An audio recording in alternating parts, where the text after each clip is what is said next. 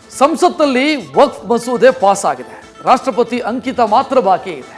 ಮಸೂದೆ ಅಂಗೀಕಾರಕ್ಕೆ ಪ್ರಧಾನಿ ಮೋದಿ ಇದೊಂದು ಐತಿಹಾಸಿಕ ಕ್ಷಣ ಅಂತ ಬಣ್ಣಿಸಿದ್ದಾರೆ. ಇನ್ನೊಂದು ಕಡೆ ಸಂಸತ್ನಲ್ಲಿ ಪ್ರಸ್ತಾಪ ಆದ ರಾಜ್ಯದ ವರದಿಯ ಬಳಿಕ ಕರ್ನಾಟಕ ಅಲ್ಪಸಂಖ್ಯಾತ ಆಯೋಗದ ಮಾಜಿ ಅಧ್ಯಕ್ಷ ಅನ್ವರ್ ಮಾಣಿಪ್ಪಾಡಿ ಅವರಿಗೆ ಬೆದರಿಕೆ ಕರೆಗಳು ಬಂದಿದ್ದು ಮಂಗಳೂರು ಪೊಲೀಸ್ ಆಯುಕ್ತರ ಗಮನಕ್ಕೆ ತಂದಿದ್ದಾರೆ.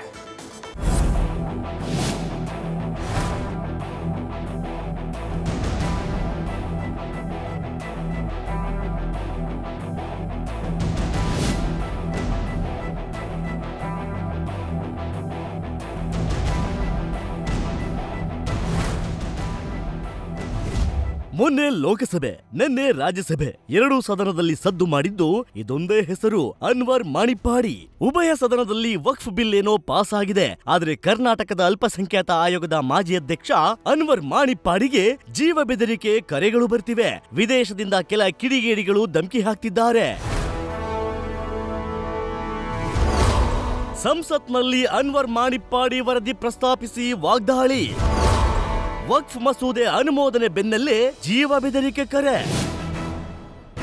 ಐತಿಹಾಸಿಕ ವಕ್ಫ್ ತಿದ್ದುಪಡಿ ಮಸೂದೆ ಮೇಲೆ ಲೋಕಸಭೆಯಲ್ಲಿ ಚರ್ಚೆ ಮಾಡುವ ಸಂದರ್ಭ ಗೃಹ ಸಚಿವ ಅಮಿತ್ ಶಾ ಕರ್ನಾಟಕದ ವಿಚಾರ ಪ್ರಸ್ತಾಪಿಸಿದ್ರು. ಅನ್ವರ್ ಮಾಣಿಪ್ಪಾಡಿ ವರದಿ ಉಲ್ಲೇಖಿಸಿ ವಿಪಕ್ಷಕ್ಕೆ ತಿರುಗೇಟು ನೀಡಿದ್ರು. ಈ ಬೆಳವಣಿಗೆ ಬೆನ್ನಲ್ಲೇ ಬೆದರಿಕೆ ಕರೆ ಬಂದಿದ್ದು ಅಚ್ಚರಿಗೆ ಕಾರಣವಾಗಿದೆ.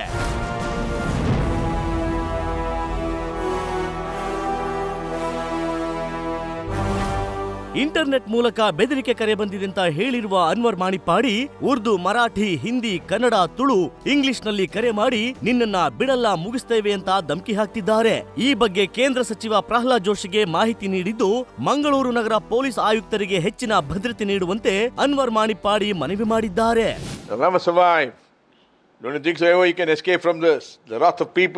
ಹಾಗೆಲ್ಲ ಹೇಳ್ತಿದ್ದ ಮಾತಾಡಿದವನು. ಮತ್ತು ಮರಾಠಿಯಲ್ಲಿ ಕೂಡ ಬಂದಿತ್ತು.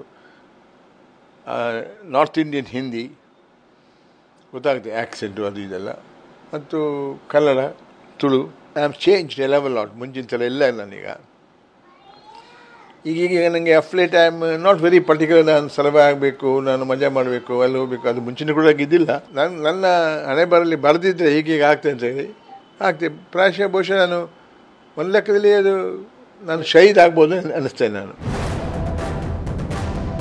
ಇನ್ನು ಸಂಸತ್ನಲ್ಲಿ ವಕ್ಫ್ ಮಸೂದೆ ಅಂಗೀಕಾರವನ್ನ ಪ್ರಧಾನಿ ಮೋದಿ ಸಂತಸ ವ್ಯಕ್ತಪಡಿಸಿದ್ದಾರೆ. ಎಕ್ಸ್ನಲ್ಲಿ ಈ ಬಗ್ಗೆ ಪೋಸ್ಟ್ ಮಾಡಿರುವ ಮೋದಿ ಐತಿಹಾಸಿಕ ಕ್ಷಣ ಅಂತ ಬಣ್ಣಿಸಿದ್ದಾರೆ.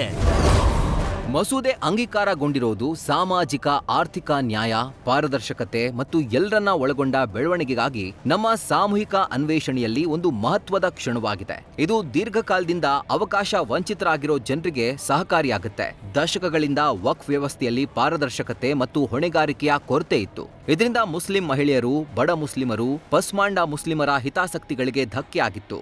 ಸಂಸತ್ ಅಂಗೀಕಾರ ಮಾಡಿದಂಥ ಮಸೂದೆ ಪಾರದರ್ಶಕತೆಯನ್ನ ಹೆಚ್ಚಿಸುತ್ತೆ ಮತ್ತು ಜನರ ಹಕ್ಕುಗಳನ್ನ ರಕ್ಷಣೆ ಮಾಡುತ್ತೆ.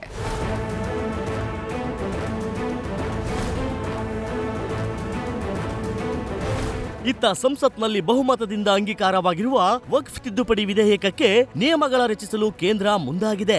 ವಿದೇಶ ಪ್ರವಾಸದಿಂದ ಪ್ರಧಾನಿ ಮೋದಿ ಮರಳಿದ ನಂತರ ನಿಯಮಗಳ ಚರ್ಚೆ ಆಗಲಿದೆ.